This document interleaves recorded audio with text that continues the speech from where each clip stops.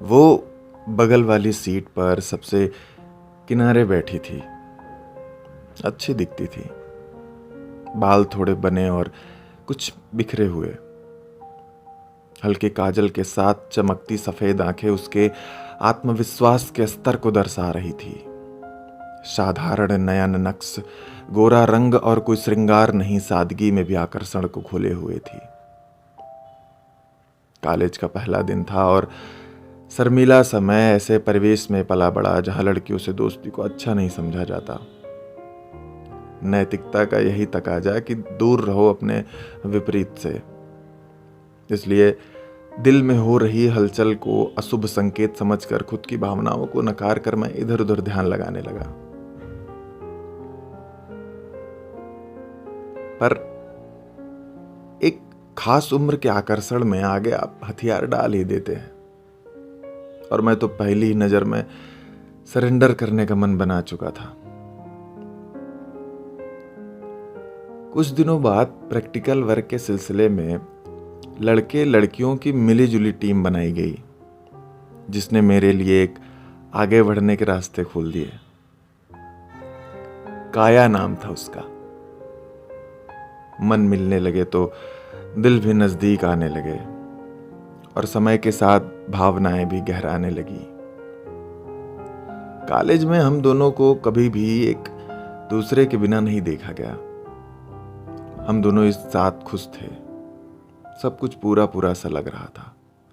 समय बीता और कॉलेज खत्म होने को आ गया।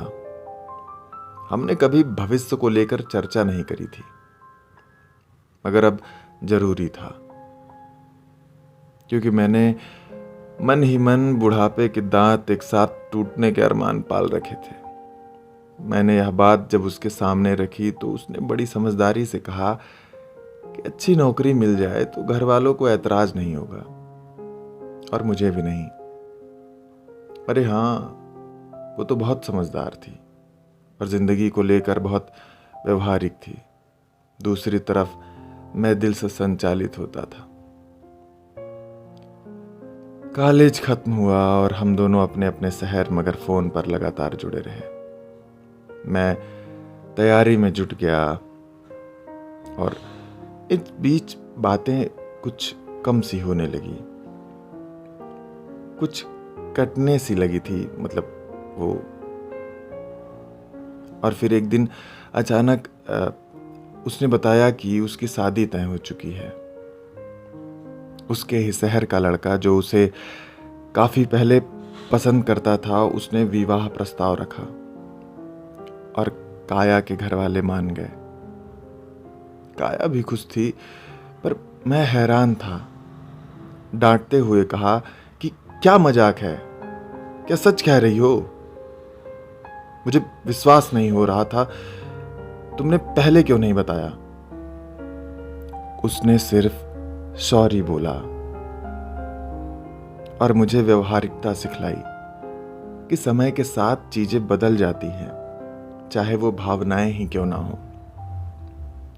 यकीन करो, तुम बहुत अच्छे हो, तुमको मुझसे भी अच्छी लड़की मिल जाएगी। इस परंपरागत ब्रह्मवाक्य के साथ उसने फोन काट दिया। मैं तो अवाक था। कहने सुनने को कुछ बचा ही नहीं था। अतीत के पल नजरों के सामने नाच रहे थे। सारी यादें मुझे चिढ़ा रही थी। ठगा ठगा सा महसूस किया खुद को। वो तो व्यवहारिक थी, कब कैसे बदलना था उसे आता था, मगर मैं वो इस तरह की भी बदल जाएगी, मतलब ऐसे उम्मीद नहीं थी। मेरी नौकरी लग गई,